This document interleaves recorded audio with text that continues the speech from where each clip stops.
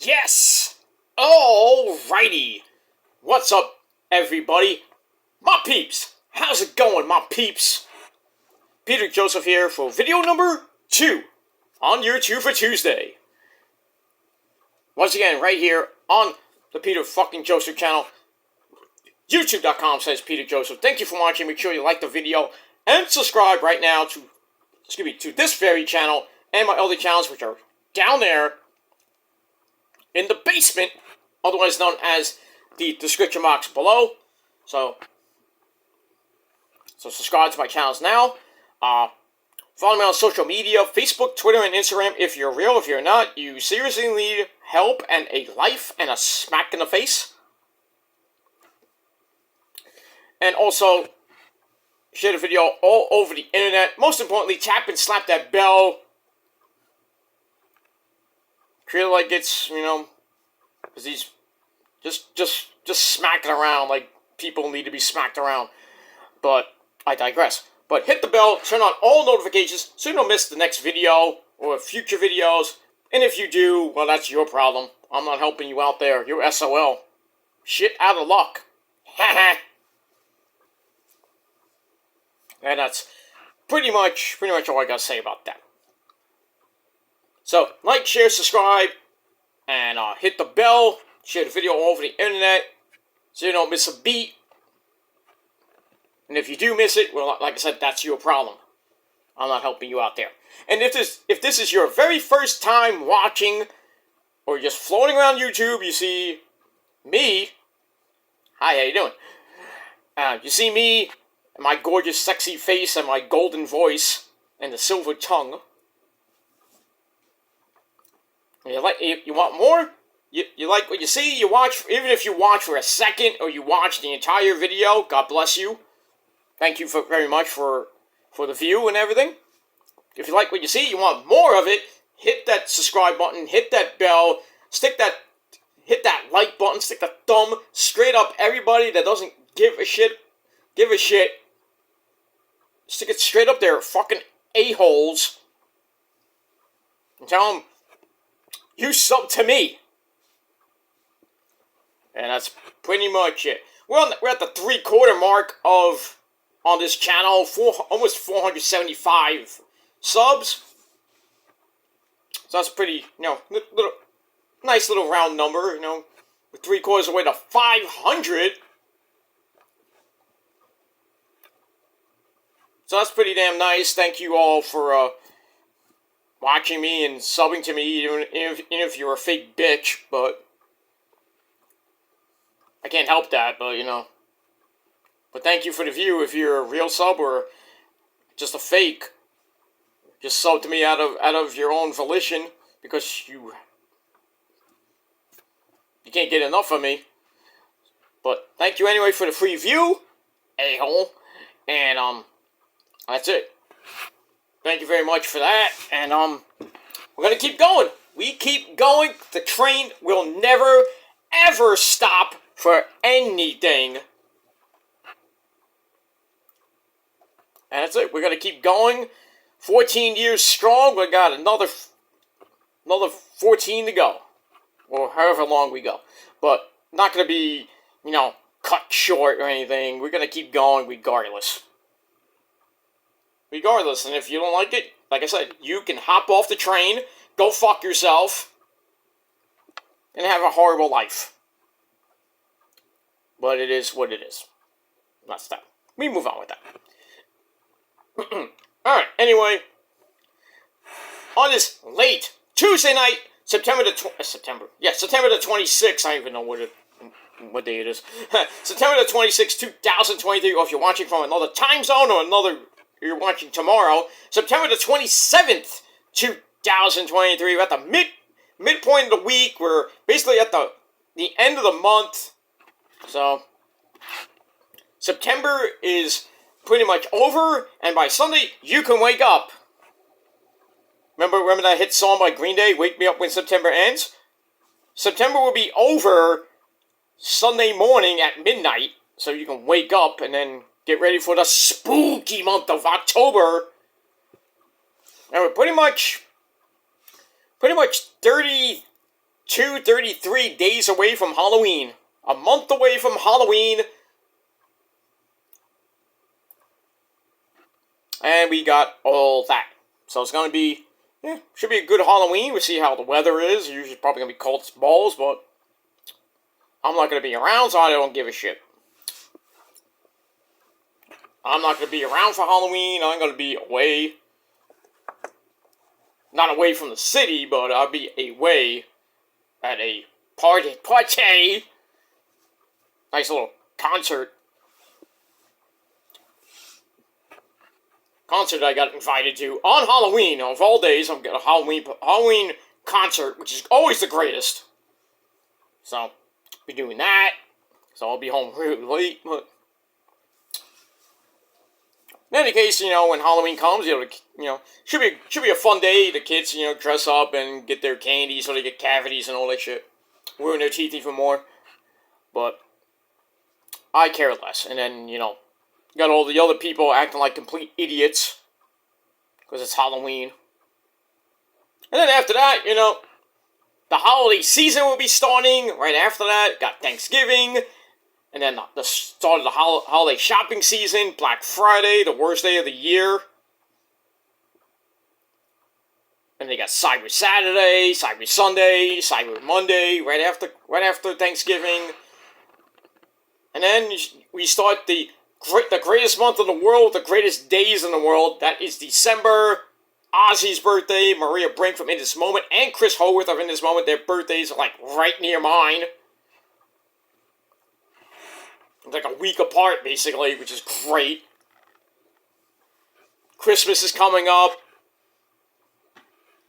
New Year's Eve, pretty much right after that. 14 weeks away, about. And then we're done with 2023, and we start 2024. And that's it. We start fresh year. Hopefully a new slate for some people that really need it.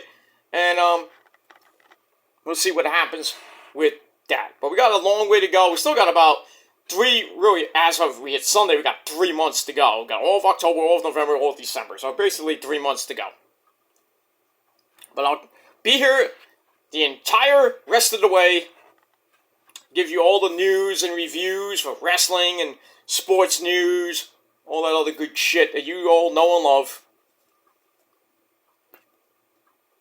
And that's pretty much it. So, you have to really hit that bell, because if you miss any video in the next 3 months, I'm sorry, you're SOL. You're shit out of luck, because you're going to have to go back a few videos to watch what you missed. And that's it. We move on. But this should be a great next 3 months. And we'll see what happens with all that. But I hope you had a great Tuesday. And if you didn't, well, maybe tomorrow will be better for you. Who knows? I had a pretty, rough day, but still got through it. Had a headache all day. I mean, I've been dealing with migraines the last couple of days. I've been really pounding headaches. They're painful. It is what it is. And but I still did my job, made the money you wish you had, and I had to do a couple things. I had to pay a couple bills at the bank, and I had to go to physical therapy for my, my weak shoulder, which is actually not even weak anymore. It's strong as an ox right now. So the shoulder is still a little weak, but still getting stronger by every time I go. So got that, and then got a few more sessions with the shoulder, and then I start on my knee. My right knee, that's the bad knee, really. So, I'm going to be doing that probably in about 2 to 3 weeks, because I got to finish the sessions with my shoulder, and then I start with my knee, because I can't do it at the same time. I wish I could, but I can't. But it is what it is. So, old man Peter Joseph is, he's not getting any younger. I'll tell you that much. I feel like, I'm breaking down, but I'm still strong as an ox. I still look good for you ladies out there, especially the missus and everybody and other people. But no, I'm in good spirits right now. I feel good. I feel good, because when you feel good, you look good. That's a commercial. It is. Trust me, it is. And that's it. And that's that. So just living life, doing what I gotta do, make a living, and pay the bills, and just live my life to the fullest, and not give a shit about other things that really don't matter to me anymore, because I really don't care about it, whether it be on this garbage festival website or in real life. I basically don't care about this website. I really don't. I don't.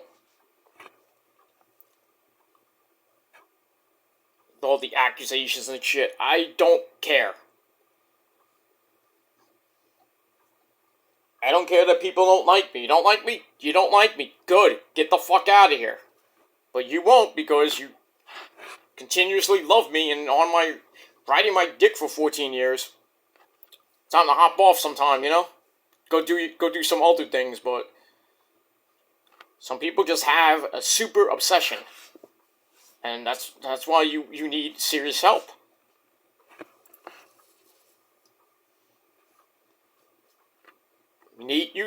People need fucking help. And I'm not the one that's gonna help you. And it's not gonna be Jesus. Some of you need Jesus, but I don't even think Jesus can help you. But you'll learn eventually. You will learn that you're ruining your life by worrying about what I do on and off this website. You're gonna learn that you're wasting your time, your energy, and other people's time and money on me. You're wasting your time. And if you can't see that, you will eventually see the light. See the error of your ways. But as far as I'm concerned, I can care less. So I'm just going to keep going, living my life to the fullest, and not worrying about things that I really should not even be worried about. Not caring. All I really care about is my health, the missus, my parents, my friends, my relatives, everything else. Do I care about YouTube? No, YouTube is secondary. I care less about YouTube. I don't care what other people do on this garbage festival website. I have some good people that I'm still good friends with on here. They're very successful. They're very good people to me. Support me through good times and bad. And I thank them for that. They're in my heart forever, whether we break apart or whatever. Still in my heart, still in my soul. You're my peeps. Forever. Whether whatever happens, you'll always be my peeps. In some sort of way. And that's it. You say I don't get support from people. I have no friends on here. I have no friends in real life. I don't work. This and that.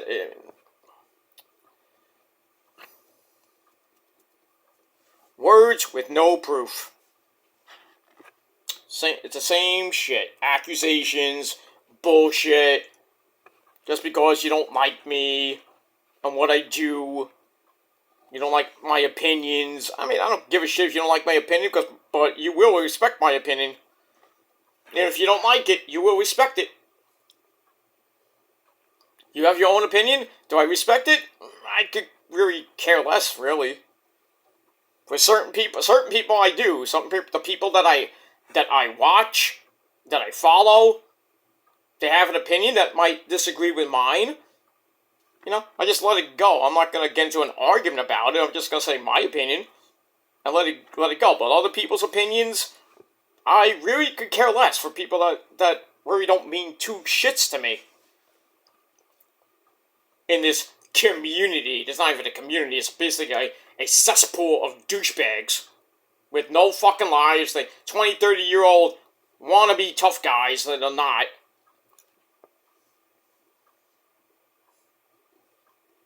Then you can run people off YouTube and ruin their lives, and whose lives are you really ruining is yours.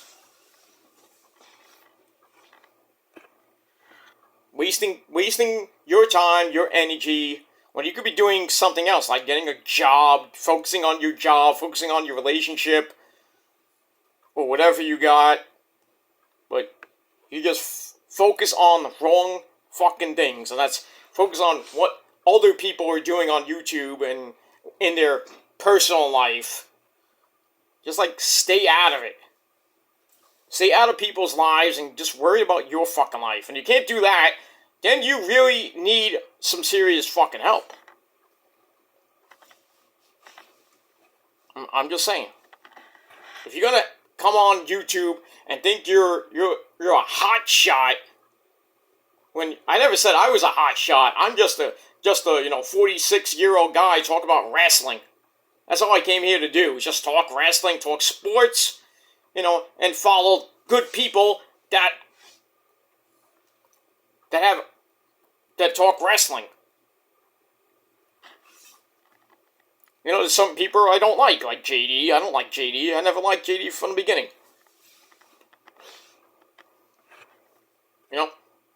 I follow Joe Cronin because I think he's a cool guy. He may have his own opinion about me, but we tend to agree to disagree at times. We have a little, have a beef or anything like that. I never had a beef with Joe. Joe's a cool guy. But, I don't go in his chats a lot, like I used to. So I let him do what his show, and I just watch, and that's it. I'll chime in here and there, but it is what it is.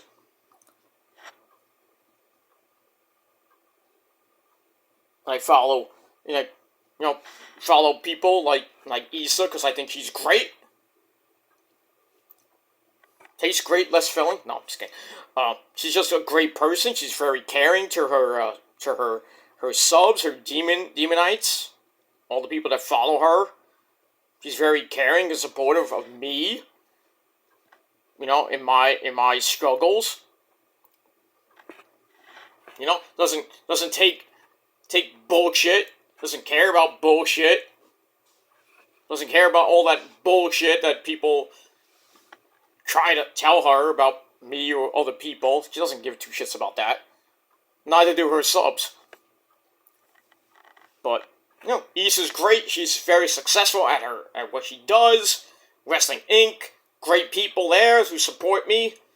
And,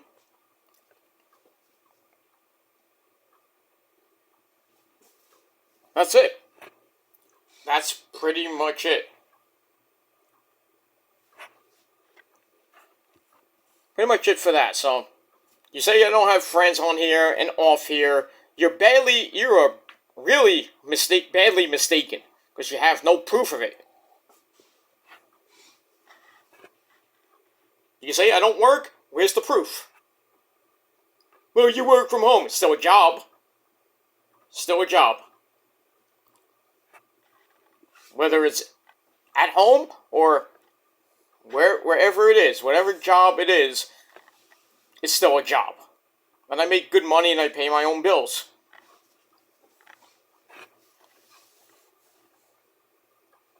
That's it. I don't worry about that shit. I don't care if you have your own job, great, focus on that. Go do your job. Go make whatever money you make. Nobody gives a shit how much you make. Nobody cares about what you do off YouTube. Nobody gives a shit.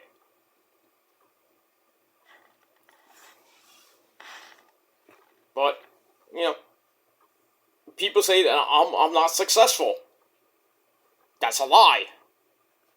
That's a lie because I have 2 college degrees. Oh, why did you show it? You're a liar. You went to a special school. You can't prove that. You can't prove it. Oh, why don't you show your degrees? I don't have to show you shit.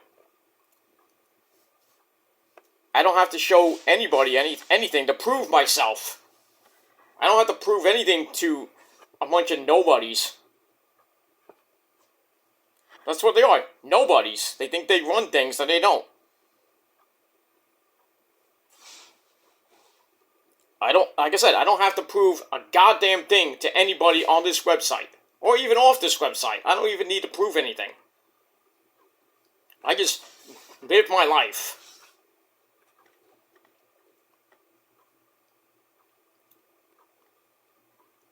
I've had ups and downs on this website. You know. But I keep going. Whatever it is, I keep going. I will keep going until I just don't feel like doing YouTube anymore. Because, you know, there are people here that are here just around the same time as me, a little bit longer than me. But they're still doing what they do. But I'm going to be here for as long as I can and forever long I can. And if you don't like it, that's just too goddamn bad. Learn to like it. Learn to accept it. You don't like my videos? Like I said, just don't watch it. Don't watch my videos. Go do something else. Go play with yourself. With your, you know. Just do something else with your goddamn time and your life. I don't care if you watch and you watch it for a second. It's still a view, so thank you for that.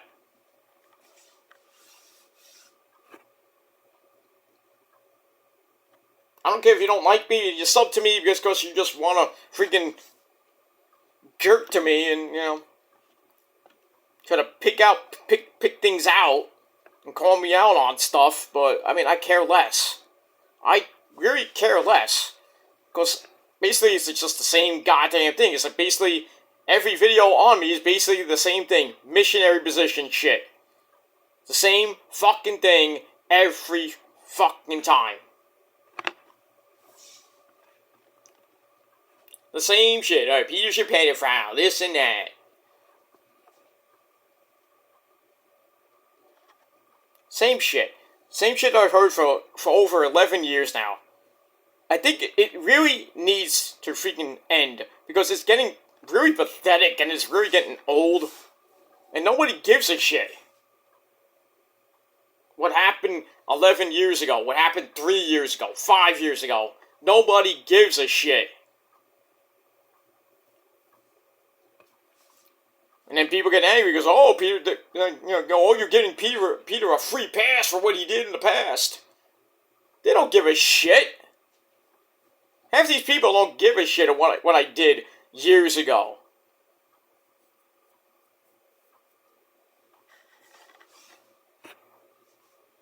Nobody gives a shit. I don't give a shit. What if they did something more worse than me? Am I gonna care? No.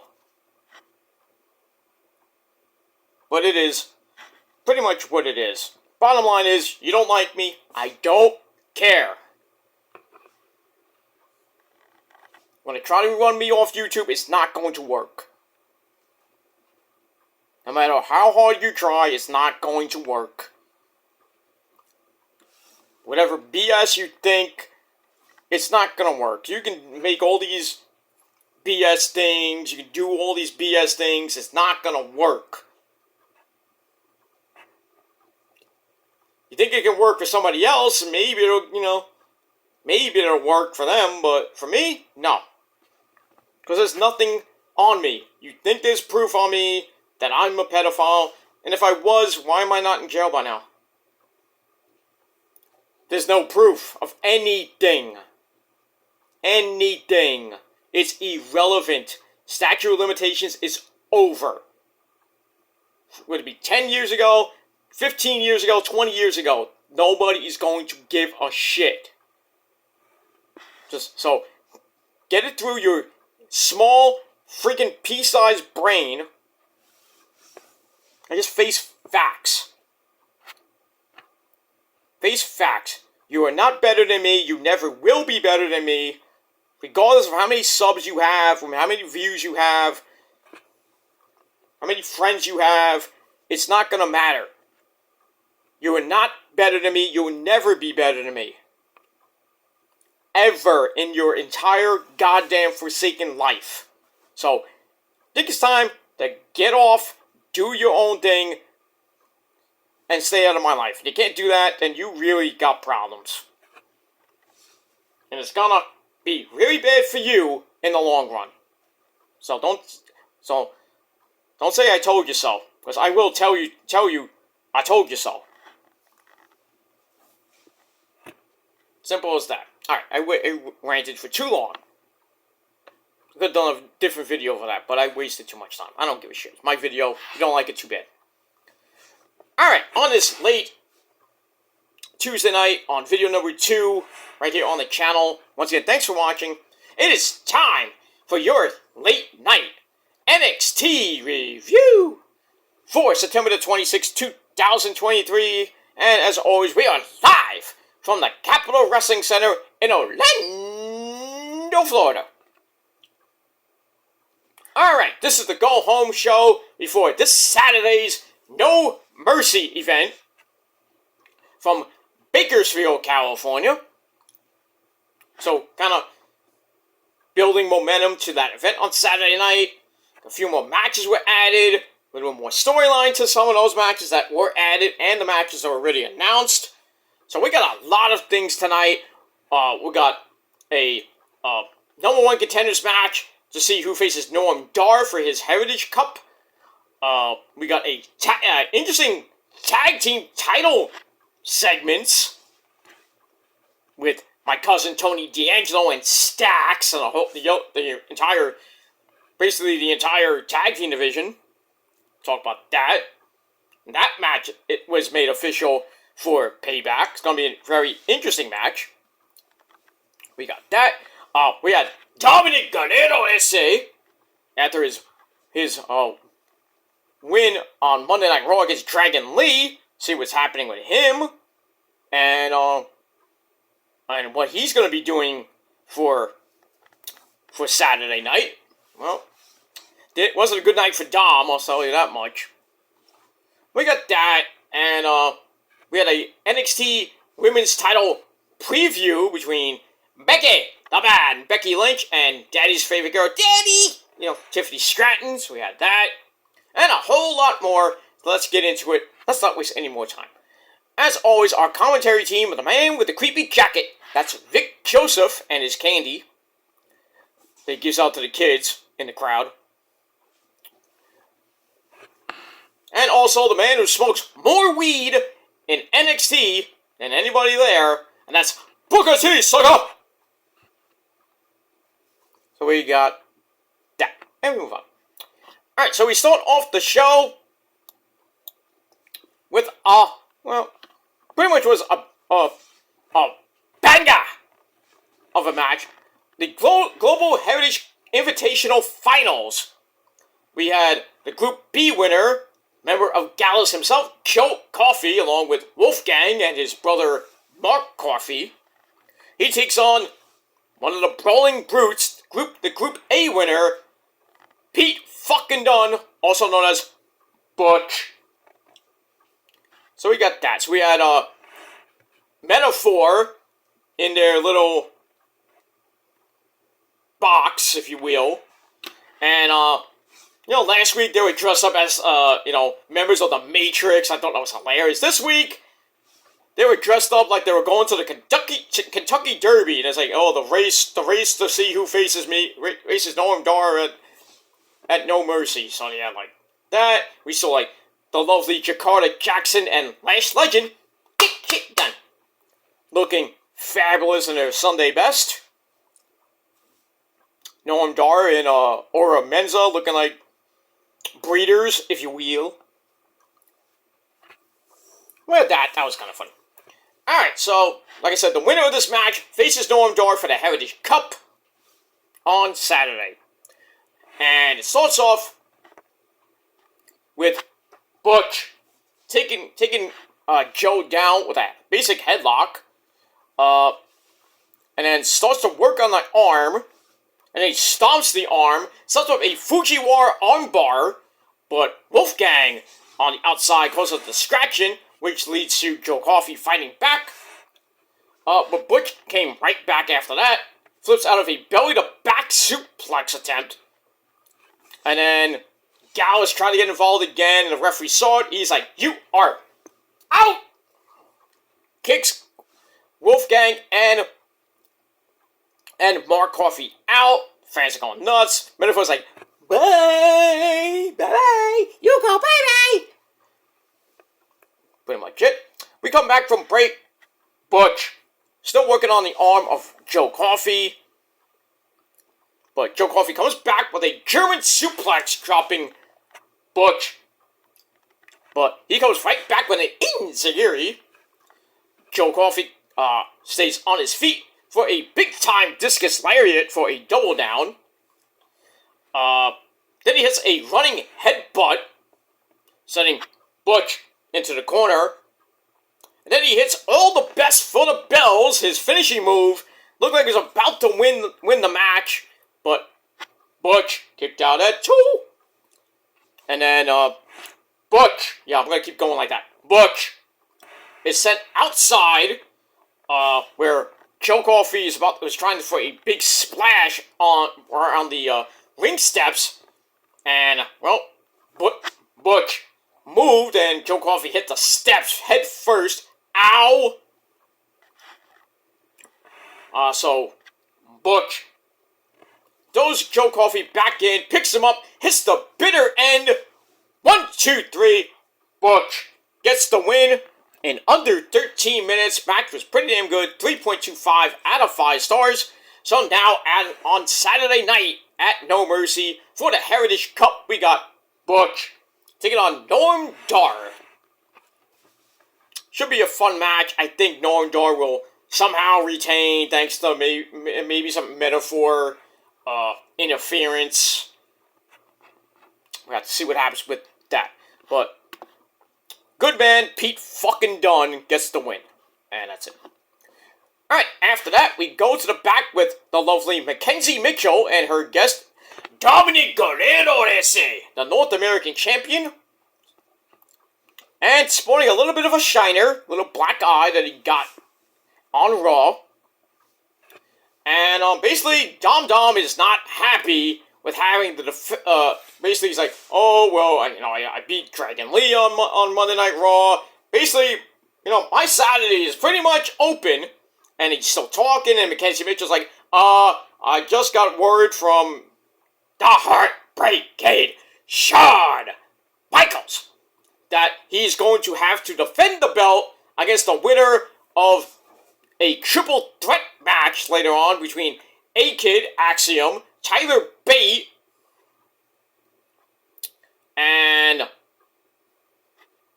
Axiom, Tyler Bate, and Dragon Lee." So I'm like, yeah, there's Dragon Lee's rematch. But wait, there's more. And I'll get to that later. So Dominic's all pissed off. He's like, "I can't get any respect around here. First is Adam Pearce pissing me off. Now it's Shawn Michaels. Ah!" He's like, "I'm out of here." He goes to leave, talks to Shawn Michaels. But that's gonna work, Dom. So we'll see what happens with that. So Axiom, Tyler Bate, and Dragon Lee will have a banger of a match to see who faces Dom for the North American title at No Mercy. And we get that. Alright, so I gave that 3 out of 5 stars. And we move on. Alright, then we get to the first of a few segments with my cousin. Hey, cousin! My cousin, ladies and gentlemen, Tony. He's really my cousin. Tony D'Angelo, who gets you a chicken parmesan hero for $2. So he's in the restaurant, the Italian restaurant, with his good buddy Channing Stacks Lorenzo. So they're eating dinner, they're talking, and blah, blah, blah. Talking about the tag team division. And then Tony D's like, Stacks is like kind of confused a little bit, and then Tony's like, "Just eat your fucking bread." He didn't say fucking, but he's like, "Eat your bread." Nice little probably garlic bread or just bread. And basically, they are waiting on other tag teams to show up for a little bit of a tag team summit dinner, if you will. So the first of the teams that come into the restaurant are Los Lotharios, Humberto Carrillo, and Angel Garza, or as I call them, the Mexican Wolves. Basically, the Mexican version of the American Wolves, Davey Richards and Eddie Edwards, because they have that freaking tattoo of the wolf, or we got basically a wolf scar there. Then we see like some of Tony D's associates patting them down, seeing if they have any weapons on them. Then they go to sit down, and then Angel Garza isn't sure about the food, because they have like pasta there, some meatballs, I don't know what else was there, but pretty damn good. Because, you know how Tony D'Angelo likes it. Gets you for $2, and it was all for $2! So they're eating, eventually, later on, they're eating pasta, and Angel is like, this might be food poisoning. I'm gonna eat it anyway. Because it's good Italian food. Blah, blah, blah, blah, blah, blah, blah. I was like, we're not here about the food, but I'm going to eat it anyway. We're here for the tag team titles. And then he's like, oh, we're going to get a shot. And then Tony's like, oh, well, we got to wait for the others. How many others? Well, we're going to get that a little bit later on. So that first segment, I gave 2.5 out of 5 stars. And we will move on. Alright, match number 2, very quick match. We had Joe Gacy. Why are they still calling him and Ava Raine Schism? Still the same goddamn theme. I mean, Ava Raine still looks great, as always. So anyway, Joe Gacy takes on Trick Williams, who likes to whoop that Trick. But I'll lay a whooping on some Trick, if you know what I mean. So anyway, this was very short, 2.5 minute suckfest. And basically, Gacy got a few shots in, and then Trick comes back with a leg lariat, slips out of a slam by Gacy, hits a corner elbow, and then Gacy tries for the upside down, I think that's that rolling lariat he hits, gets broken up, and then Trick hits a running knee. 1, 2, 3, Trick Williams, of all people, beats Joe Gacy, a former CCW World Heavyweight Champion, 2-time. So that's a big-time upset. I didn't think Trick was going to win this match, but he did. Gets the win. Match gave 2.5 out of 5 stars. So, basically, you know, Gacy's being fed to the wolves. I don't really think they have anything for him and Ava Raine right now. It just sucks the way that, you know, Schism had a pretty run. Even when Joe Gacy, before he did all the Schism shit, he wasn't going anywhere either. I think they're probably going to release him pretty soon. And then Ava Raine, I don't know what they're going to do with her. They're going to keep her in NXT. Maybe she manages somebody else, or she goes up to the main roster. You know, she's a certain guy's daughter, that's Dwayne. I just thought of this. How about Ava Raine in the Bloodline? I mean, you're trying to get Trinity, Naomi in the Bloodline for so long, and then now we can't do it because she's now in Impact Wrestling. Can't do that now, so I guess the next logical choice would probably be Ava Raine. I mean, you can't get Tamina, because Tamina's, I don't even know if Tamina's even in the company anymore, besides catering. I think she's done. I don't even know what she's doing. I personally don't care. So Tamina's kind of out, unless they actually bring her back to be in the Bloodline, just to be there.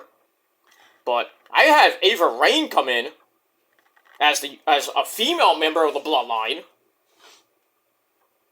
But, like I said, what would you actually do with her?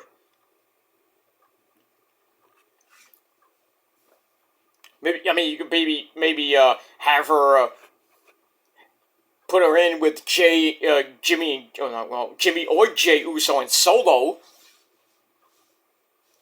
or just not do anything. So, like I said, I don't know what they would do with Ava Raine in right now in NXT or even on the main roster. Yeah, only a few matches, still a little green around the ears, but we'll see what happens with that. As far as Joe Gacy goes, either he needs a gimmick change or, I don't know, or release. And if he does get released, I would probably think he goes back to either the indie scene or maybe goes to Impact. I don't even think Tony Khan would even, I don't even know what he would do with him. I mean, he could maybe fit in with the House of Black, but I doubt that. Form his own faction in AEW. I mean, there's so many factions there.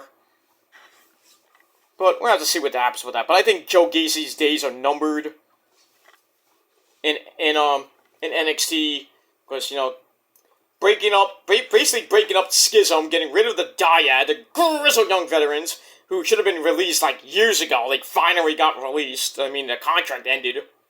Now they're gone. I think they're going to Impact. I doubt they're going to AEW. So I think the only choices left are Impact and the NWA or the indie scene. But yeah, Schism's basically done. And that's it. Alright, so Trick wins the match. And then after the match, Quinn McKay comes in. Kelly Kincaid, whatever you want to call it. Quinn McKay comes in, does a post-match interview with Trick. And who asked him, do you think your boy Carmelo Hayes is going to beat Ilya Dragunov? Or what do you think is going to walk out with the title? So Trick says, I've always been behind my boy Carmelo. He has a title. And now, since I'm going to be pretty much solo, not solo, me bookie solo, but I'm going to go solo, I'm going to do my own thing, and I'm going to go get a title of my own. So, we'll see what happens with that, and a lot of speculation tonight, like he was going to go for, possibly the North American title, or the eventual heel turn, and go for the main title. I actually thought he was gonna be a member of the breakout tournament, the breakout star tournament. I was like, yeah, he's gonna join that, win that, and then cash in on whatever champion he wants, either the world title or the North American title. He maybe could still do that, but as we saw later on. Interesting stuff, and that's that. So we got that. Alright, after that, we go back to Mackenzie Mitchell, who has Blair Davenport as her guest, and she basically doesn't like Gigi jumping her from behind, and is looking for her to kick her ass. And they're supposed to have a match later on, and we'll see what happens with that. So I give that 2.25 out of 5 stars. Then we go further in the back, where we have Chase Hugh of Duke Hudson and Mr. Chase, Andre Chase. They're still worried about Thea Hale and her, boy toy, tomboy. Little change in her attitude. Now she's with JC Jane. As you saw last week, they went shopping, got some pretty damn good looking clothes. She looked great in it. So, got that. So, and then JC Jane comes in, looking great as always. So they ask her about Thea Hale, who comes up in one of those new outfits that JC bought for her. Looked great in it. So, Andre's like, Scooby-Doo, And basically Thea says, I'm happy with my new look. But, Mr. Chase, I don't think this is you. Duke Hudson's like, I don't think this is you. And basically Thea says, I'm a grown-ass woman now. Yeah, you're 20. Not a grown-ass woman yet. But, you're 20. But, anyway. So, she's like, I'm a grown-ass woman. I'm going to do whatever I want to do. You're not going to stop me. So then she leaves, and then JC promises even more. So she leaves, and then Andre, Chase, and two cousins curse some more. So we'll see what happens with that. Thea Hale has a match coming up later with my girl Danny Palmer. We'll see what happens with that. Alright, so that segment I gave 2.5 out of 5 stars. Alright, then we go back inside the Capitol Wrestling Center for another quickie match, an just under 3 minute match. Did I say just under 3 minutes? 3 minutes? 3 minutes? Yes, I did. Oh yeah, so we had Josh Briggs, part of Jensen and Briggs, Brooks Jensen and Fallon, don't call me Don Henley. They're there with him. He takes on Baron Snorman Corbin, otherwise known as Jack Sparrow. This is the song about Jack Sparrow! Or how that song goes. Alright, so they go one-on-one. They brawl to the floor. The start. Briggs gets the better of that. They go back in. Corbin hits a big boot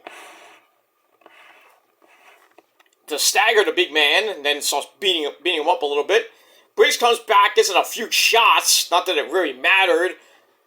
As Baron Snorman Corbin picks up Briggs, hits End of Days, 1, 2, 3 in like 3 minutes. Did I say 3 minutes?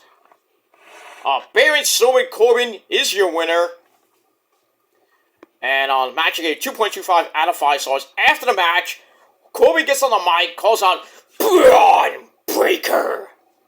And for No Mercy, and on cue, Braun Breaker comes out, gets right in the ring, and they basically, they shove each other, and a big fight is on. It's not even hockey season yet, but they have a big brawl, and it's like 2 security guards and referees and other people have to come out and break it up. So there you go. So Corbin and Braun Breaker at No Mercy. That's going to be a slobber knocker. Big beefy men slapping meat in that match. So we got all that. So we'll see what happens with that. And we move on. Alright, after that, we see Trick Williams walking down the hallway right to Shawn Michaels' office. So he stops for a second. And then he's like, should I go in? Yeah, I'm going to go in. Knocks on the door. Opens the door. And he's like, oh, you got a minute? And then we hear Shawn like, yeah, come on in. Come on in. Come on in.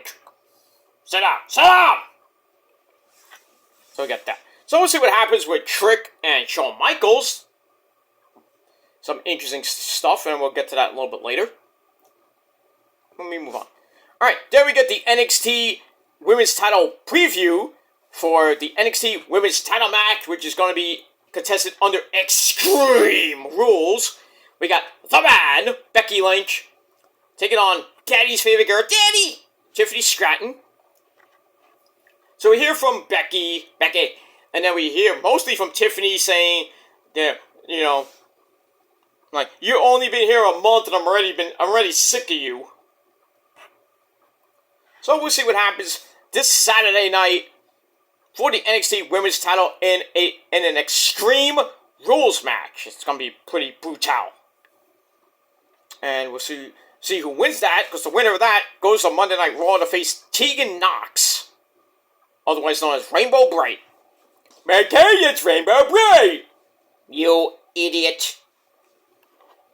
That's that. Let me move on. Alright, so after that, he goes back to the ring with a tag team match player. We have Hank and Tank. Hank Walker and Tank Ledger, they take on the Boricua Gangsters. Lucien Price and Bronco Nima with Reggie at ringside. Otherwise, they're collectively known as OTM, Out of the Mud. That's the stupidest acronym ever.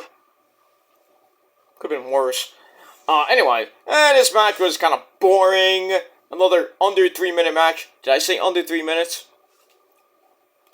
But yeah, it's also with Hank taking Bronco Nima into the corner to start.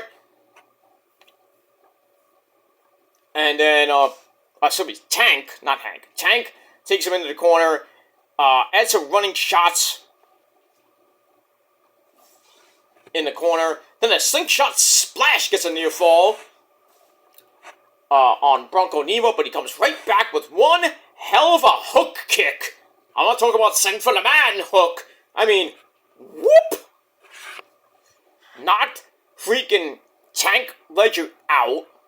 And then Lucien Price comes in for a running crotch attack on the rope. So they're really laying into him, but eventually Tank gets the hot tag to Hank Walker, who comes in, cleans house for a little bit. And then all four men are in the ring. You know, Reggie's kind of getting a little bit nervous, not too much nervous, but anyway. All four men in the ring. And then the Boricua Gangsters hit the assisted Alabama Slam, which looked very vicious, on Tank Ledger. 1, 2, 3. The Boricua Gangsters, Bronco Nemo, and Lucien Price get the win. And there you go. So I give the match 2.25 out of 5 stars. Reggie is happy, and we're all happy too. I guess, well, some of you are happy. I mean, this was. You know who's happy? Jerome. Right, Jerome? Motherfucker. I like those guys.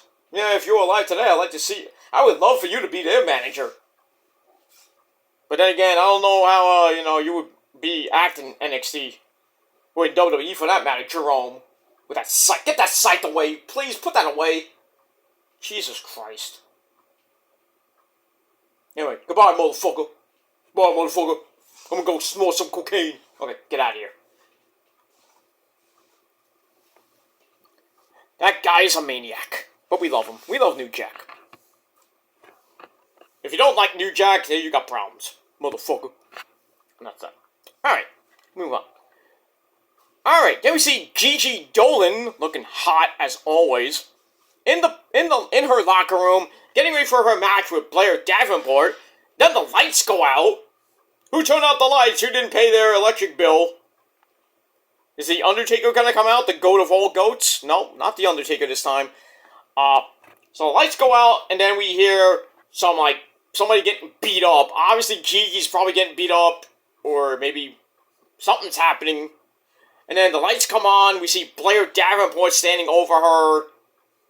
And she's like, I guess we're not gonna have a match. And we'll see what happens with that. So I gave that 2.25 out of 5 stars. And we move on. Alright, after that, we go back to the Italian restaurant with Tony D and Stax and Los Lotharios. They're still eating pasta. Good Italian pasta with some meatballs and maybe some chicken. I don't know if it was chicken parmesan. I didn't see chicken parmesan. Maybe it was like some type of chicken dish. Chicken cordon bleu or something like that. But anyway, they're still eating and talking. And then the Creed brothers come in, Julius and Brutus. They come in, they get patted down as well. And then, they're like, oh, you guys came. Sit down. Have a seat. Grab a bite. And then Brutus is like, oh man, I'm hungry. I'm already hungry. So then, we go on a little bit further. And then the Creeds make some Mafia and Godfather references. But we got more people coming. Oh boy. So we got all that, I think it was Brutus, saying like Tony D and Stax were part of the Mafia. And then we get I think it was some Don Corleone references or Michael Corleone references. I made an offer you couldn't refuse. I take your hand and make it mine. You're my son. That's a legendary Italian movie. If you talk about gangster movies, I mean, you gotta go with The Godfather. The first two. The third one sucks. I can't watch the third one. It is horrible. But it is what it is. Then you got Casino, great movie. Casino is great. Joe Pesci, I was in Goodfellas too. Freaking Joe Pesci was in it. Robert De Niro, who was in The Godfather, was in it. And he was in Goodfellas.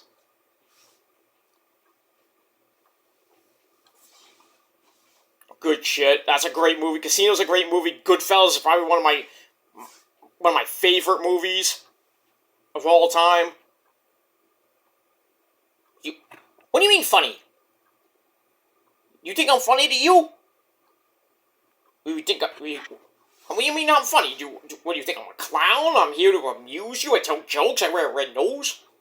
You think I'm funny? Tell me how I'm funny. Tell me how I'm fucking funny.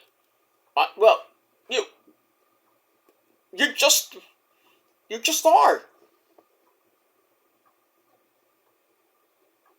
I almost had you. See that? I almost had him. You son of a bitch. That movie is classic. That whole scene in the restaurant's funny as fuck. The Joe Pesci scene, I call it. And then, you know how the Bloodline recreated that for WrestleMania? That was hilarious. That's hilarious.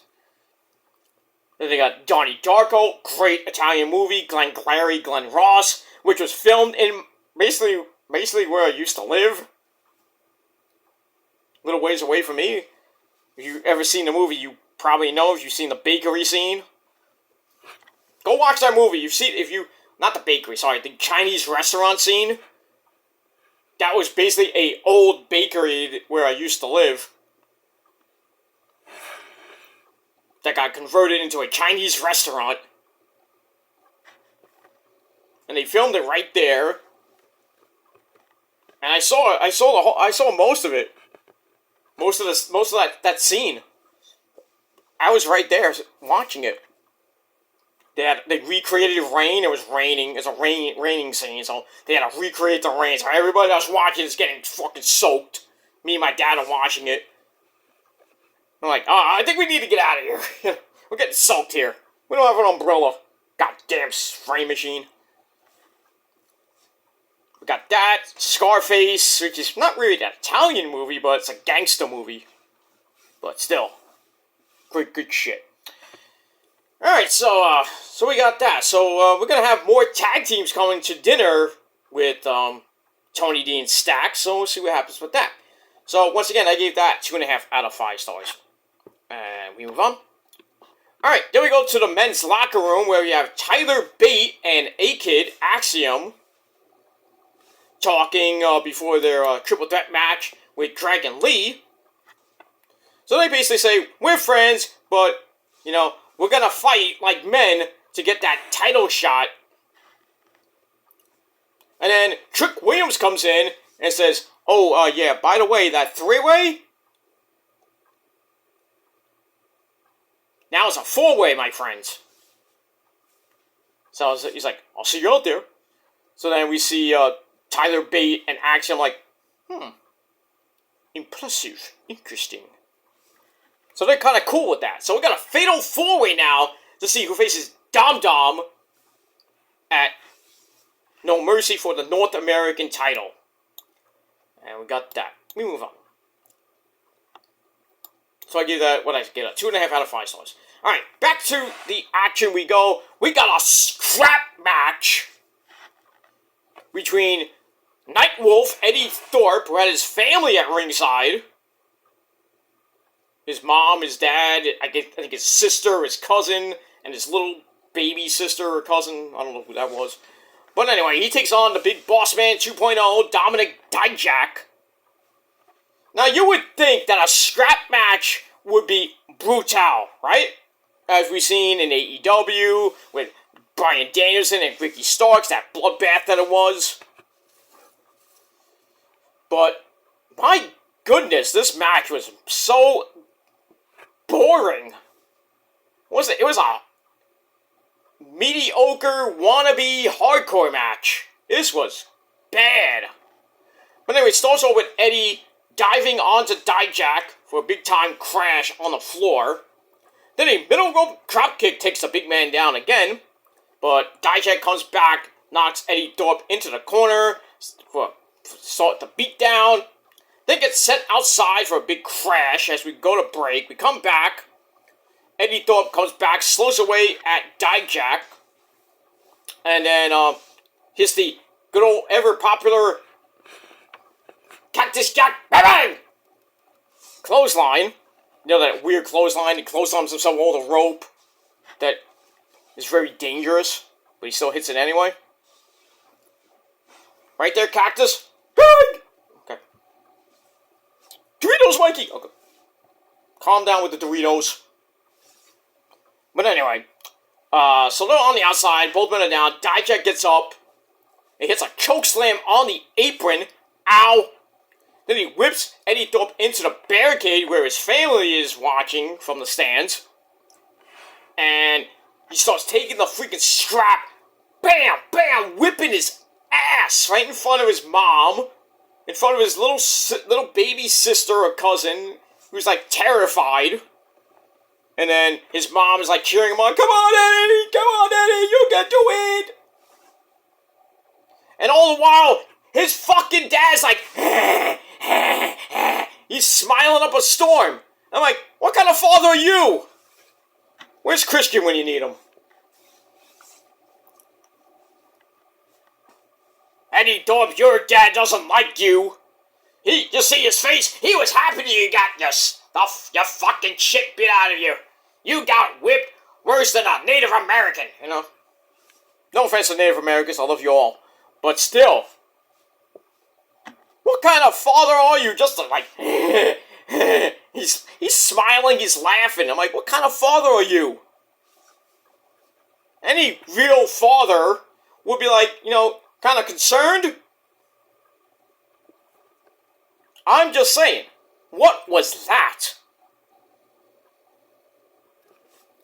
But anyway, you know, Eddie uses the power of his family and fights his way back into the match, starts beating the crap out of Dijak with the regular strap. Then he had like a white strap, like a weight belt, started whipping his ass with it.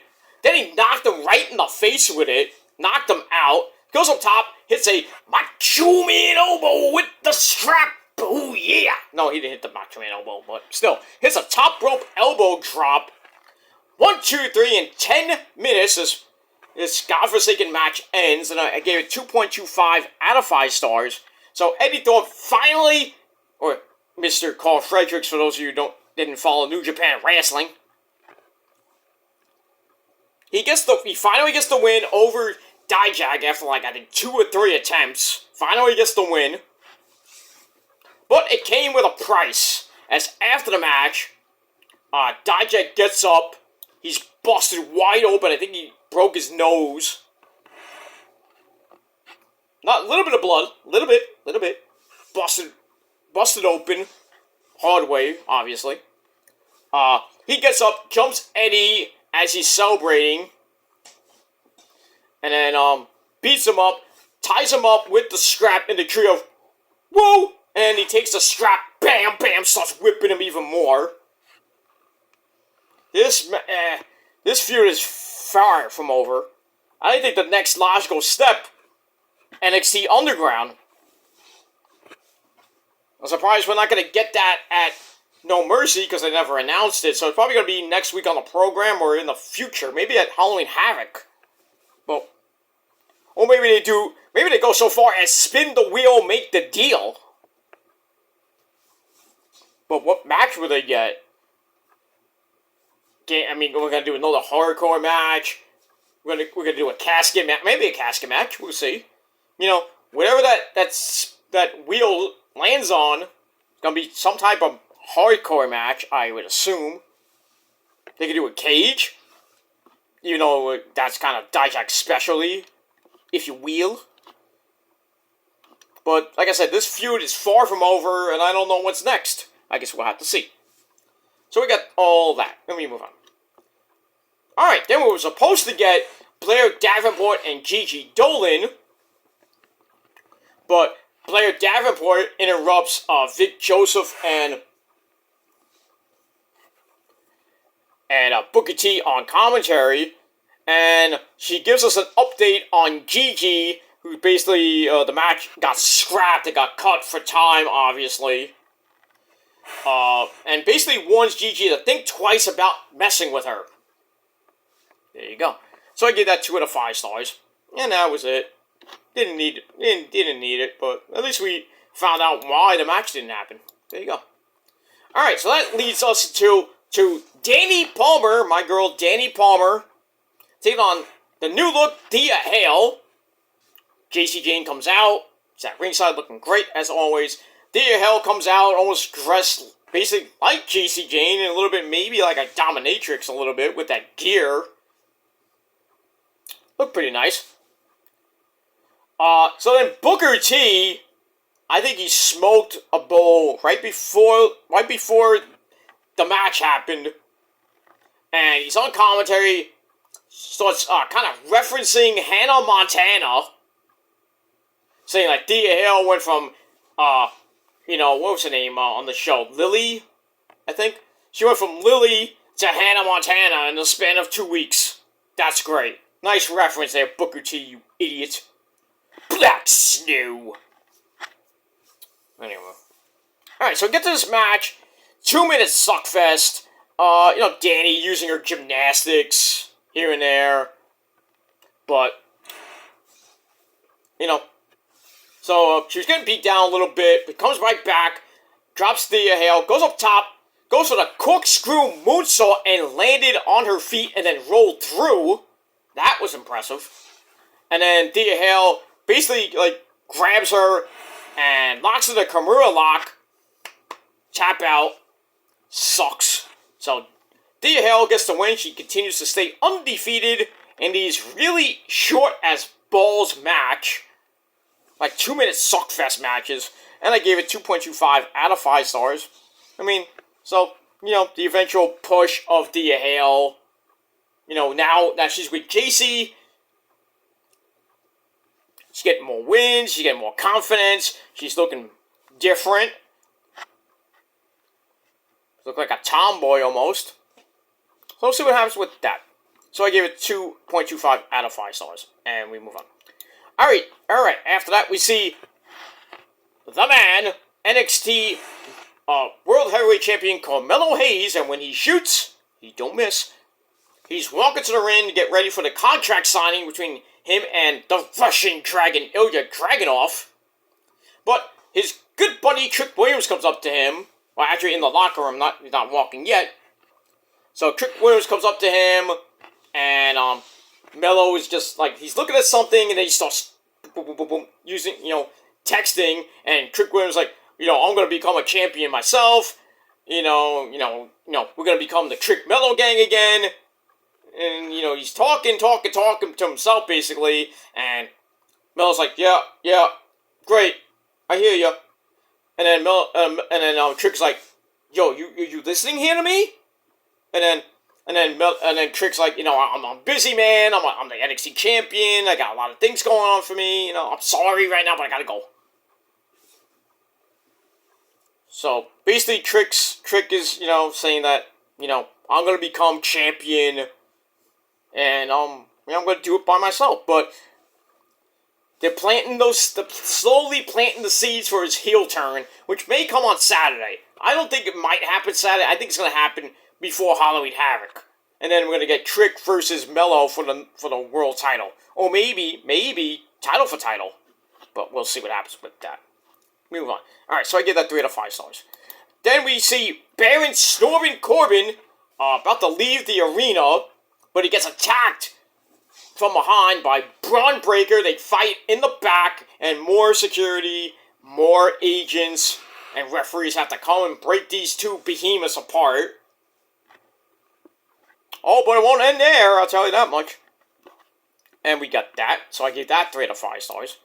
Alright, then we go to the Fatal 4-Way match for the North American title. I kind of spoil it. Sorry. I kind of went ahead of myself. But this was a banger of a match. Trick Williams gets the win after Dragon Lee there was a really weird sequence where Dragon Lee knocks A-Kid down with a super kick, By the way, nice Spanish fly-in during the match. Somebody's been watching Joel Maximo tapes. Good job. My mentor right there. So, Dragon Lee hits 8-Kid with a super kick. Goes up top. Axiom, like I said, kicks him with Spanish fly. Super Spanish fly. Fans loved it. Fans going nuts. Trick Williams comes back in after he was on the outside. And then Dragon Lee headbutts him. By, I guess, on purpose or by accident. And then he falls to the floor. And then Trick knocks into Axiom and falls onto him. 1, 2, 3. Trick Williams gets the win. Not conventionally a good conventional win, but he got the win anyway. So, at No Mercy, now we got Trick Williams going for the North American title against Dom Dom. That should be a pretty interesting match. I think we're gonna possibly see a title change. So, sorry for all you Dominic Guerrero fans that's out there. But looks like, eventually we're gonna see the sad end to Dominic Mysterio's North American title reign, and it's most likely his time in NXT. Because I think he's going to go back to the main roster, get into that big storyline with Finn and Priest, and now JD McFlurry and McDonough against Cody, Jimmy, Sammy, and Kevin, which will probably be an 8-man tag team match at Fastlane. But we'll see what happens with that on Monday Night Raw, actually on SmackDown this Friday night. And we'll see what happens with that. And on Monday Night Raw this Monday night. Alright, so, great match. 3.25 out of 5 stars. And that's pretty much it. So, Trick whipping that ass tonight. From the front and the back. But it is what it is. Alright, move on. Alright, back to the Italian restaurant we go. Tony D and Stax, along with the Creed brothers, and Los Lotharios, they're there. They're still eating dinner, and Brutus still making weird freaking jokes. It's like, oh, this food is great. And then Drew's like, Mom's food was good. Oh, that's right. So they're still eating, and then the Boricua Gangsters and Scripps come in. And, Tony D and Stax make fun of Scripps. Oh, sorry, Reggie. I guess for his hairdo. I don't know. Wherever he's wearing. And then all of them insult each other. And then basically Tony D has to play peacemaker. Says, that's it. You know what? You get a title shot? You get a title shot. It's like having an Oprah moment. Everybody gets a title shot. So we're going to get a fatal 4-way tag team title shot between Tony D and Stax defending against the Boricua Gangsters, defending against the Creed brothers, defending against Los Lotharios. So, I don't like Tony D and Stax' chances. I think it's going to go to either the Creed brothers for the second time, or it's going to go to possibly Los Lotharios, otherwise known as the Mexican Wolves. I don't think they're going to give it to OTM, the Boricua Gangsters, but I mean, stranger things have happened in WWE and especially in NXT. So we'll see what happens with that. But I'm rooting for, my Italian brothers, Tony D and Stax. But we'll see what happens with that. Alright, so I give that 2.5 out of 5 stars. Alright, so then we go to the back where we have Dominic Guerrero essay. He's all ready for Trick Williams and defending his belt against Trick. Then out of nowhere, Dragon Lee attacks him for no apparent reason. Lays him out as people have to break him apart. And then we find out at the end of the show that Dragon Lee is going to be the special guest referee for that match between Dom Dom and Trick. Come on, I mean, seriously? You're putting more odds against Dom. So that basically gives Trick the win by forfeit. Not even by forfeit, by default. Come on. Seriously. So we got that. So I gave that segment 3 out of 5 stars. Alright, then we see Mello walking to the ring for his contract signing. Trick runs up behind him after his big win. Trick's like, hey, you see me win? Look what I did. And so Carmelo's like, hey, I'm proud of you. And let's go to No Mercy and let's both walk out as champions. Alright, so I guess you forgot about that whole thing where you weren't really listening to Trick, but now you're friends again? Oh, but Mello, you done fucked up in that segment as we get to the contract signing. But first, by the way, I give that 3 out of 5 stars. But first, before we get to the contract signing, we see this weird video from an unseen man in a hoodie.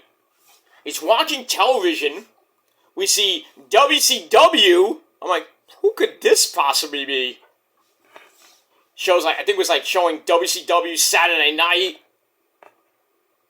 So I'm like, and then they showed the Cincinnati Bengals. So that can only mean the only person that was on the Cincinnati Bengals and in WCW, that was the legendary man who should be in the Hall of Fame, the loose cannon Brian fucking Pillman.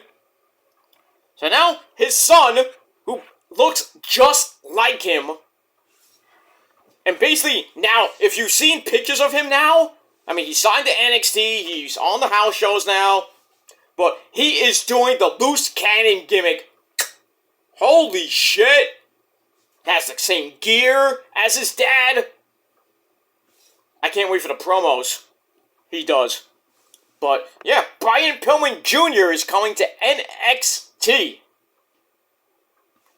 And everybody was like, what is this? We're like, watching, and I'm in East's chat, what is this? What is this? What is this? And then, we still don't know what it is, and then I'm like, oh, Bengals jersey, Brian Pillman Jr. So, I think all of us are excited for Brian Pillman. I hope he does pretty damn good in NXT. I think now that he's with WWE, under the WWE banner, I think, I don't know if he's going to do the loose cannon gimmick. I don't know, depending on... hopefully he doesn't get involved with drugs like his dad did. I mean, God forbid he does the loose cannon gimmick and we get one of those segments where he's at home with his girlfriend and he's in the house. He has his Pillman 316 says, I'm gonna shoot him in the head. God forbid we get one of those scary segments. Which was great TV back in the Attitude Era. And freaking scared God rest her mighty soul, Melanie Pillman to death almost. And Stone Cold almost got shot. Legit shot. And then the feed got cut, and then they come back, and Vince McMahon had to basically, after the week after that segment aired, Vince McMahon had to say, oh, we're sorry for that, this is not WWE, we didn't mean to air that. Bullshit. You did it for ratings, Vince, you know you did. But he had to come out and apologize to the fans for that, for showing that. Because it kind of, was terrifying for the kids to see. I don't see that, children. But just imagine they do something, they kind of, God forbid they recreate that. Oy, oy, oy. But if Brian Pillman Jr., I hope and pray that he does not go down the same road as his dad. Getting involved with drugs and, with alcohol and drinking and cheating on his wife and everything. If you saw Dark Side of the Ring, you know that. That was probably the hardest freaking... Well, besides the Eddie Guerrero one, and then, the Owen Hart one, which is always gut-wrenching. But, yeah, that episode of Dark Side of the Ring with Brian Pillman, it's a tearjerker in itself, but still, it is really tough to get through. That's all of the good times he had in WCW, like Flying Brian. And then he just, he lost his mind, gets involved with drugs, involved with with drinking. I think steroids at one point. I don't know if that was true or not. But in any case, he just went mental.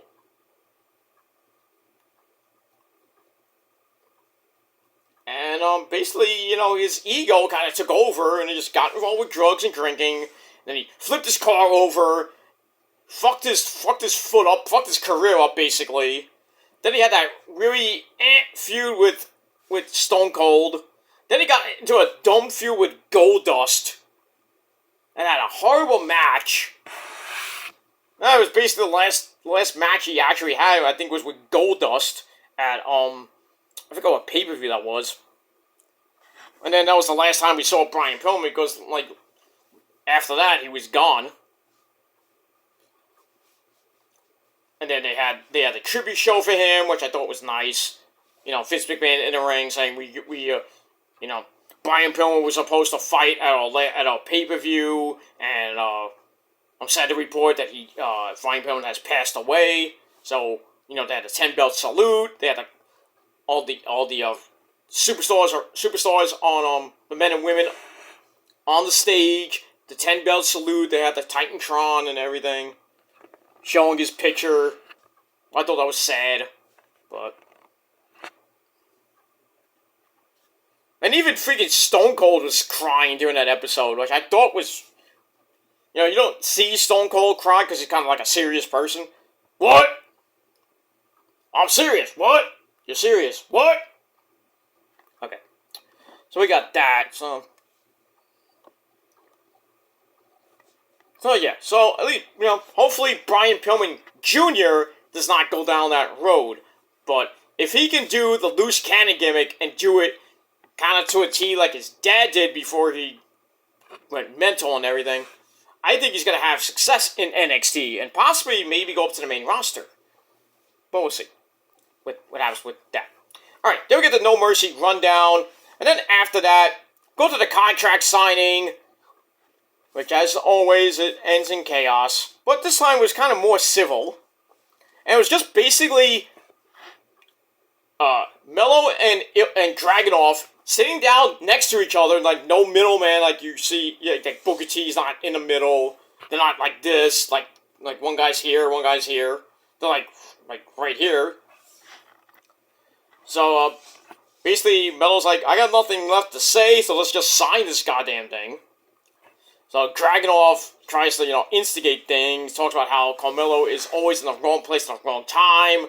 Carmelo is saying it's just like Dragunov at the Great American Bash.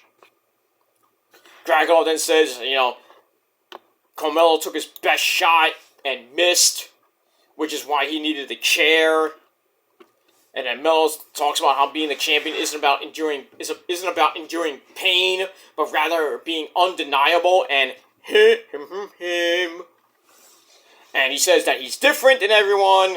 That Dragunov his face. He says, I'm not Wesley, I'm not Ora Menza or Trick Williams. Oops. And they was like, oh shit. He done fucked up now. So then Dragunov knows Mello just fucked up, signs the contract before Mello says anything else, and knowing he screwed up. So then Dragunov gets in Mello's face, says, if you wanna take me to new limits that I've never been to before, you're gonna find something that you won't forget for the rest of your life. So then Carmelo signs the contract, now it's official, says the title is bigger than both of us. I'm a beacon of hope for the people who look like me. And he tells Dragunov, you could be champion, but you can't do it better than me. Baby. No. Better than him. And that basically is it. He takes the title, and he holds it up in Dragunov's face. It looked like they were about to kiss, or about to beat the crap out of each other. So no violence, nothing like that. So I gave that 3 out of 5 stars. And then we cut to Vic Joseph and Booker T. For some odd reason. And they're talking about what just happened. And then Vic Joseph, it's like, I just got word from Shawn Michaels that Dragon Lee is going to be the special guest referee for Dom Dom and Trick Williams at No Mercy for the North American title. So then, looked like we're about to end the show. And And then Vic's like, oh, what, they're fighting where? Oh, let's get a camera out there, please! What the hell's going on here? So we cut to the credited parking lot, and guess what? We got a parking lot brawl between Baron Corbin and Braun Breaker continuing their fight in the parking lot. Beating each other up right near a car. I was like, uh-oh, something bad's gonna happen. So, Corbin opens the door, strategically open, it was open. So he opens the door, tries to get out of there, but Braun broke away from the referees, the agents, and the security guards, and kind of pulls Corbin out, so it's beating him up around the car, and then he props him up near the passenger side door. He goes for the spear and missed and hit the door, and then Corbin starts beating the crap out of him, throwing him on the hood of the car. And then he hit a choke slam. No, actually, he was about to hit a move. He knocked Breaker down. I think with some type of, I think it was like a suplex or some type of move. Braun no-sold it and then hits Corbin in the nuts on the hood. Then he grabs a choke slams him on the hood. Ow! But I guess Corbin kind of shook that off, and then they start fighting to the back inside the arena. We're in some the back of the building, and then they go in the building. We're not where are we? And then they start fighting again, and then they crash through a sheetrock type wall, which they crash through the wall, and hey, there's Shawn Michaels. They crash through this sheetrock type wall, or paper mache, I don't know what it was. They crash through the wall into Shawn Michaels' office, and then Shawn Michaels like, hey, what's going on here? And then they're fighting, and then referees and agents are trying to stop the chaos, and Shawn Michaels is just looking on, and he's just trying to help here and there. I'm like, what are you doing, dude? And then eventually, as we fade to black, chaos is still going on. They're breaking them up. Shawn Michaels is just looking on. Surprise is cut the feed, cut the feed, cut the feed. So that was kind of chaotic. So, back-to-back nights we got chaos. I can only imagine what tomorrow night on Dynamite's gonna be.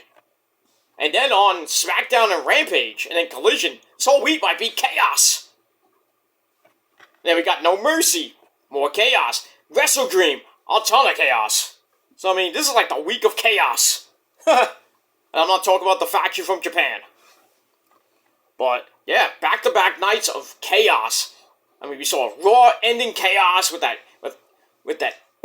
Judgment Day and JD McDonough beating the crap out of Kevin Owens, Sami Zayn, Jey Uso, and Cody. Ended in chaos. Judgment Day gets the win thanks to JD McDonough.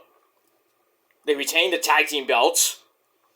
And then afterwards there's more fighting and more chaos. That's it. And then tonight it ends in chaos with Braun Breaker and Baron Corbin beating the crap out of each other inside and outside, then back inside the ring, go through a brick wall, not even a brick wall. They go through a sheetrock wall into Shawn Michaels' office, beating the crap out of each other. I bet we'll hear probably on the pay-per-view that this match might have a stipulation no holds barred, street fight, or they're just gonna have a one-on-one match. They beat the crap out of each other. But we'll see what happens with that. But anyway, I gave that final segment 3.25 out of 5 stars. But NXT, really good tonight. I actually enjoyed it.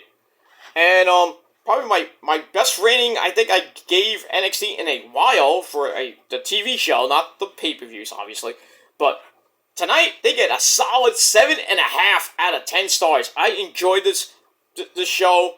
Great go-home show. For once, we finally get a good go-home show for WWE or Raw or SmackDown or even NXT itself. But this go-home show was very good. Lots of storyline build. New matches added with storyline build. Very good. So, I think No Mercy will probably be a good pay-per-view. Not going to be the pay-per-view of the weekend, obviously, because Wrestle Dream's going to destroy it. But I think, it'll hold its own. Got a few good matches on the card. All title matches, except for Corbin and Braun Breaker. But all the titles are on the line. Probably some title changes. Maybe, just maybe, Jade Cargill might make her debut. We'll see. I mean, it's in California. Not in Hollywood, obviously, not in LA. Which would be a bigger event to have her there, but I don't know. We'll see what happens with all that. Alright, so once again, 7.5 out of 10 stars for NXT. Great show, and we'll see what happens at No Mercy this Saturday night. So it's going head-to-head with Collision. What are you going to watch? I'm probably going to watch the pay-per-view, and then I'll just like skim through Collision. I'll do Collision, my review on Sunday, because I gotta get my predictions out of the way. I might actually do Thursday afternoon. I would do my predictions for No Mercy, because the card's already finalized. Unless they add something in later, then I'll just write it in the comments section with that. And then I gotta do Wrestle Dream predictions. I'll probably do that Sunday before I'll probably do Collision review, then I'll do my predictions right before the pay-per-view, and then watch the pay-per-view. I'll try to get that review up on Sunday, or possibly early on Monday. I'll go with the second, not in the morning, set in the afternoon. So, I got a lot of videos coming your way. Dynamite tomorrow.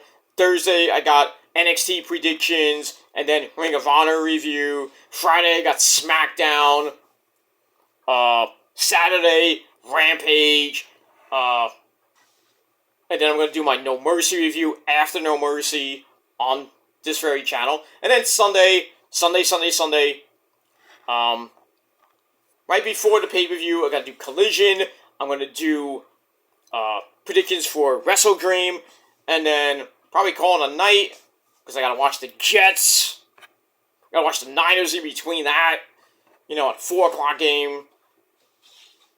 So I'm going to try to get everything done before the Niner game, because I want to watch that, because I'm going to watch it on a free stream, I'm going to watch it on the Niner app, so I'm going to watch that. So I want to get that done before the game, and then, maybe watch the pre-show for Wrestle Dream, then watch the pay-per-view. I don't know what's going to end, probably 11, maybe 12 o'clock, because how Tony Khan loves those long-ass pay-per-views. Then I'm probably, in between, I'm going to watch the Jets, so I'm going to have the pay-per-view on the desktop, and then I'm going to have the Jets on the Rich Man's Cable, on Channel 4, watching in between, going back and forth between the Jets, basically getting destroyed this week by the Chiefs. Would have been a closer game if Rodgers didn't get hurt. But Mahomes is going to carve up the Jets. I'll tell you the truth, Zach Wilson is not going to make it through the season. Nope. I don't even know who their backup is. I feel bad for the backup. And then I feel bad for him and the emergency starter. The Jets got basically are running on a second-string quarterback. I don't know who the backup to that is. I don't know if they're going to make a trade or pick up some quarterback. The Jets are in big-time trouble right now. They're 1-2, going. I think they're at home against KC. That's not fun. KC is going to carve them up. I don't think they're going to hit 70 points, but I think they might get really close to it. But I'd be shocked. I would be shocked if the Jets defense kind of gives Mahomes a lot of fits and trouble. It makes it closer than we think it was. We'll see what happens with that. And we got the Niners at home in Santa Clara at Levi, taking on the Arizona Cardinals, who somehow, someway beat the Dallas Cowboys. Didn't sit well with me because I lost in my betting sheet, so sucks. I had a bad week. We got Thursday Night Football this Thursday. I think it's the Packers and the Lions. I forgot who's playing. But that should be a good game Thursday night. And then, Sunday we've got a full list of games.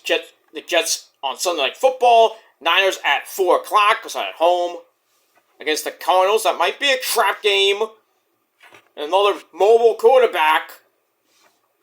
Niners never do that great against mobile quarterbacks.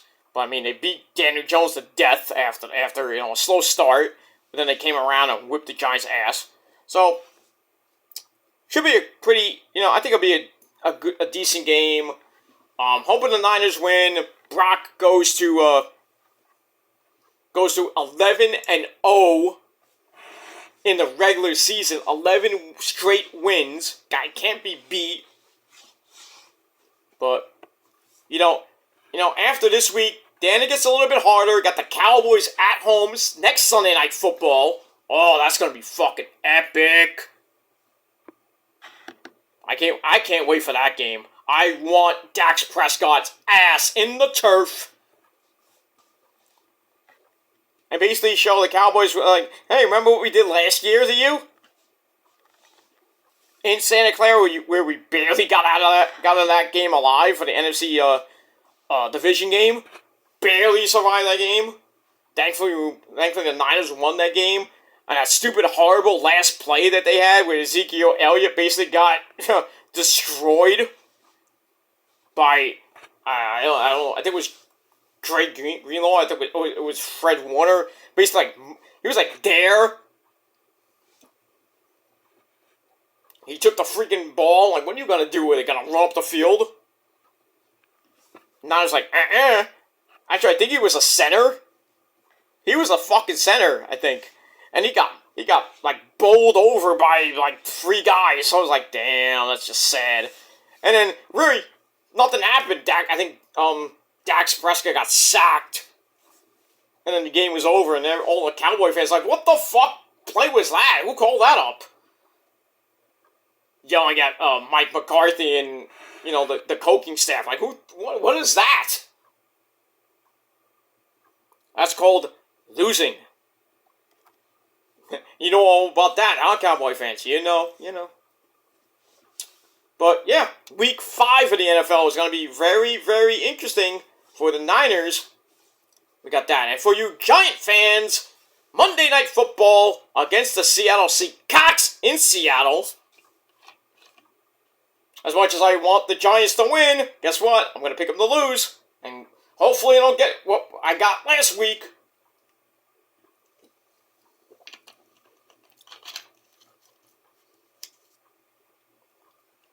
But basically, I had the Jets to beat the Patriots, and as you all know, when I pick the Jets or the Giants to lose, they win. And when I pick the Jets to win, Jets and Giants to win, they lose. Every fucking year for the last 5-6 years. It pisses me off. But that's the unpredictability of the NFL in the league where they play for pay.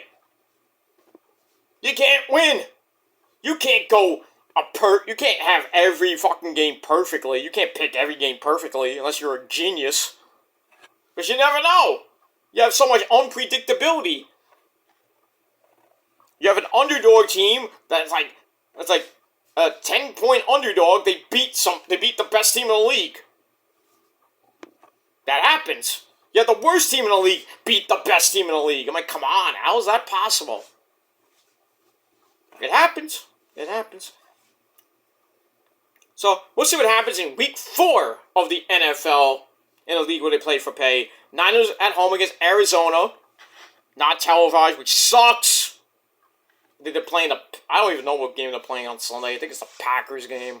I think it's Packers. Yeah, I think it's Packers Bears. No, not Packers Bears. I think no, actually, I think no, because I think the Bears are playing Denver, who got beat 70-20. Oh my goodness. Miami is looking beastly. But can Tua stay on his feet? Can he stay healthy? Because if he goes like he did last year, Miami ain't going nowhere. I think Buffalo, who's now had a good last week, had a good game last week. Buffalo, creeping up, can creep up and take that division. Because the Patriots ain't going anywhere, that's for sure. And the Patriots face them Cowboys this week. Oy. I think the Cowboys are going to be mad. They're going to beat up Belichick and his stupid garbage Patriots. Been very competitive the last 3 games, and they finally get the win, beating the crappy Jets. 15 straight wins against the Jets. That's just horrible. The Jets cannot beat Belichick. They cannot. With Brady or without Brady, they cannot win. Because, you know why? Because they have no quarterback. If Rodgers was in, this game would have been totally different. Even the last game. Somehow they got lucky in the first game when they went to overtime and they won with that punt return. Even though, freaking Josh Allen stunk up that game. He really stunk. Bill should have won that game. Even Rodgers didn't get hurt, and then maybe it would have been closer than we thought it was. Maybe a little bit close, maybe not even that close. But yeah, they just got lucky at home on Sunday Night Football. And then the last 2 weeks, they stunk up the joint. Against the Cowboys and against, they lost in Dallas. Because Zach Wilson sucks dick. He sucks so bad, it's just mind-boggling. And then, last week at home, they lose to the Patriots. And then this week, they're at home against the Chiefs. I don't even think Robert Saleh is going to even survive this year. He'll be very lucky if he survives the year. The way the Jets are going, I don't even think they're going to get 2 wins. Maybe 3 wins. Unless, Rodgers gets a miracle happens and Rodgers comes back like week 15. Not that it's going to matter. Or even week 10. No, he ain't coming back. He's done. They give him all this money in the first fucking play of the game, for the first fucking series he's in, he fucking breaks his freaking leg. Tears his Achilles tendon. He's gone for the year. So much hope for the Jets. So, yeah, we got Rodgers. We got a shot at the AFC East, maybe the Super Bowl. Nope. Well, that's now a pipe dream. So you can kiss the AFC East goodbye. Everybody's like, oh, it's only week 3. At this rate, they will be lucky to make a playoff spot. Lucky. And then there was the rumors of Colin Kaepernick coming to the Jets. And everybody's like, no. Even Robert Saleh himself was like, I don't want him to play for my team. That shows you how bad his relationship, the Niners' relationship with Colin Kaepernick went from great, from like 2011, 12, 13, and I think 14, and then 15 and basically 16, I think maybe 17. His stock went way down, his performance stunk. He got hurt here and there, and then gone, goodbye, blacklisted from the NFL. It was those stupid kneeling crap, which I think was taken way out of proportion. That's just my opinion. It was taken way out of proportion, and other people started doing it, and then that idiot Roger Goodell's like, oh, you're going to get suspended if you do that. Well, we don't care. We're going to keep doing it. and how Kaepernick's trying to get in the NFL. He's doing like all these like weird these like things where he's at fields with other people that respect him, and they're throwing dimes and shit. And like, maybe he's gonna come back to the NFL. He's gonna be on the Jets. Nope. Nope. I don't even know if they can get a quarterback right now. They can find a douchebag off the streets of New Jersey, and he won't even do that great for the Jets. So, I mean, I'm still gonna root for the Jets, because, I gotta go down with the ship again. But I think at this point, I would think they're gonna tank this. I would tank the season and go for one of those big time quarterbacks in college. And I think there's one good quarterback coming out of the college draft this year. I forgot where he plays for, but there's a lot of quarterbacks that they can get and try to mold behind Rodgers in 2024, 2025, next season. Because Rodgers is going to definitely come back next season. And hopefully, Jets might be a contender next year. But then that's kind of up in the air.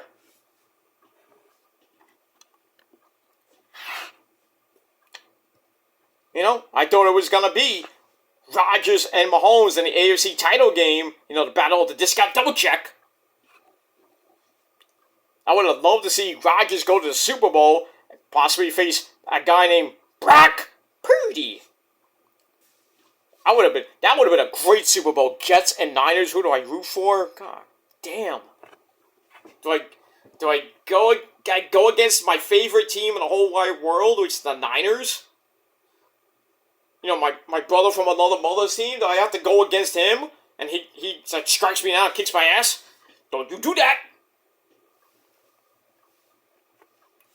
Do I go against my team and root for Rodgers? Or do I go with my gut, go with my brother from another mother, and we root for our Niners to beat the Jets and beat Rodgers, who can never, ever beat the Niners in the playoffs? I think we go with logic, and as always, we know logic wins. So I would have went with the Niners anyway, because the defense would give Rodgers fits, and has been giving him fits for the last 4, 5, 6 years. He's only won once, and that was at Levi Stadium in that regular season game when the Niners had the lead. They got the lead like 30 seconds left, and then freaking Rodgers goes right down the field. Because the freaking Niners had played Ole defense for 30 goddamn seconds, took the foot off the gas, when we had the game won, freaking Nathan Crosby hits a game-winning field goal. I'm like, fuck! Had him on the ropes, and we let him go.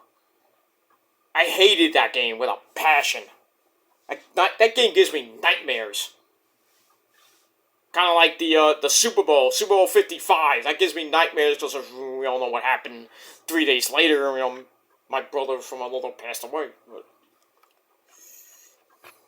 it happens, I wish it never did happen, but... So I've been watching the Super Bowl. I would have been watching the NFC title game at his house last year. But, sadly, can't control life. But... it is what it is. And that's that. But anyway, yeah, so Sunday's going to be interesting with football. Hockey preseason has started. Rangers played the Boston Bruins and lost. What else is new? Then they played again at MSG. I think it was last night. I don't know if they won last night. Not that it matters, because it doesn't count. So I think that the season starts in about a week or two from now. So that's going to be good. Rangers hockey is back. Can't wait for that. I'm actually going to the home opener. So I'm going to have fun. So, yeah, when hockey comes back, the weather is going to get cooler. And then we start talking about the Winter Classic and everything. It's just weird. Football in mid-season form. Baseball will be over by the end of next month, by right around Halloween maybe, but we'll see, depending on the World Series, and who's in it. I'm thinking it's going to be the Dodgers. I don't want the Braves to be in, so JD still continues to hound us Met fans, and continues to try to jerk off with his tiny cock, but nothing comes out. But he's gonna glow throughout the playoffs. I just hope the freaking Braves get knocked out in round 1 so I can laugh. But I think it's gonna be the Dodgers, and I would not be surprised if it's the Baltimore Orioles, who they clinched the playoff spot, but they haven't clinched the AL East and the number 1 seed yet.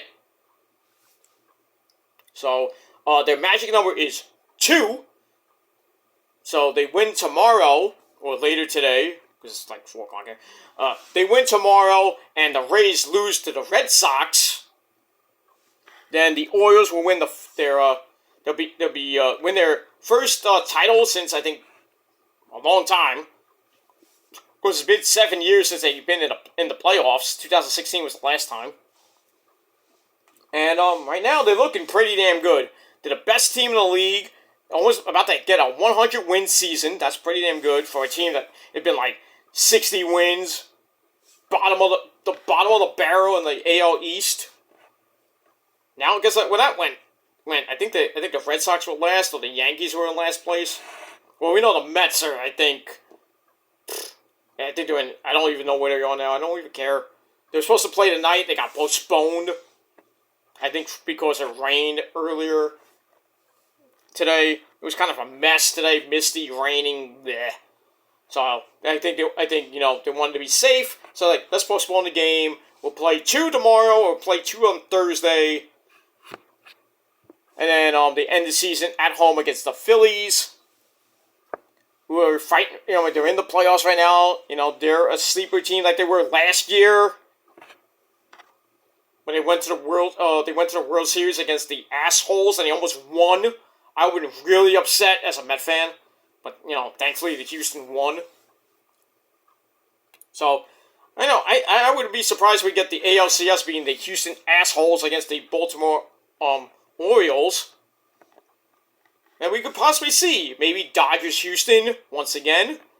Or we get Dodgers against the Orioles. That would be an interesting World Series. I think the Dodgers have a way better offense, though. Their lineup is deadly. Their pitching staff is even more deadly.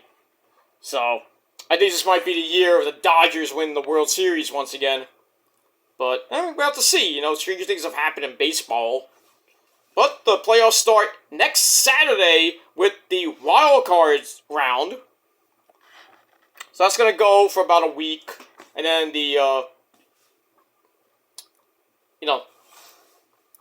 then the first round is going to go by. Then the ALCS is right after that.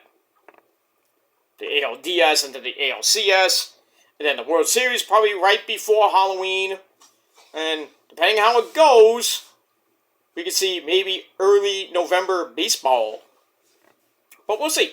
We'll see. Maybe, hopefully, by the grace of the gods, like some of these series just like go pretty quick. They don't go the full 5. They don't go the full 7 games.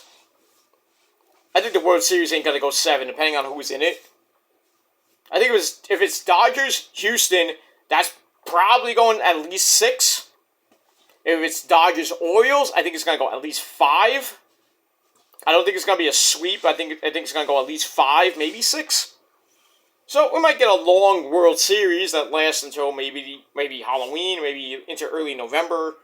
And then after that, baseball is done until after Valentine's Day.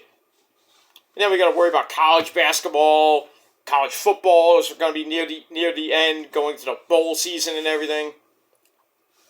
Hockey is underway. Basketball is going to be underway at the end of October with a stupid play-in tournament, which I think is ridiculous. The stupid mini tournament. The mini playoffs, if you will, if you want to call it that, which is stupid to have that during the season. So you have a mid-season champion, and then you have a world champion. It makes no sense. So the New York Knicks can win a mini championship, which doesn't count. Nobody cares. The Knicks are garbage. But anyway, we have to see what happens with that. I'm not really caring about the freaking NBA. I don't watch the NBA that much anyway. Gonna watch the Rangers all season long on the Rangers app and on well, I don't have MSG on the Rich Man's Cable, which sucks. Come on, Dish, get it together. Put MSG on the fucking channel list. It's not even on the sports package. Or on America's Top 250, which is ridiculously dumb. Can't even watch it on MSG, MSG Plus, MSG2. Sometimes they'll be on the USA Network, sometimes they'll be on the NHL Network, which I get for free. Or they'll be on TBS or even on TNT. Not TBS, TNT. So, you would get a game on TNT, you would get a game on the USA Network, Channel 4. I think maybe Channel... I don't know if it's on Channel 5 they're doing hockey anymore, I don't even know what. Channel 7 maybe. You know, we could see some Ranger games this season, not a lot of them, obviously. Then the playoffs, you know, mostly it's going to be on TNT, and a little bit on Channel 4. But, that's that. But we'll talk about the playoffs, those playoffs, where we get to April and May. And that's pretty much it. Alright, I talked way more than enough about sports. I'm getting out of here. Thanks for watching, everybody. Once again, if you're just tuning in, 7.5 out of 10 stars for NXT. Very good show. And that's pretty much it. Check out my first video of the day, my Jade Cargill news bulletin, my thoughts about Jade Cargill joining WWE, and all the other news of the day. So check that out, link down below. And that's it. And then that's it. Alright, so I'm getting out of here. Thanks for watching, everybody. Until next time, if you're not down with that, well, fuck you, man! Because I'm Peter Joseph. I'm signing off. Rock on and rock hard with your cock out. And that's pretty much it. If you're not down with that, like I said, I got 3 words for you. Fuck you, man! Until next time, I'll see you guys tomorrow for Dynamite. But until then, peace.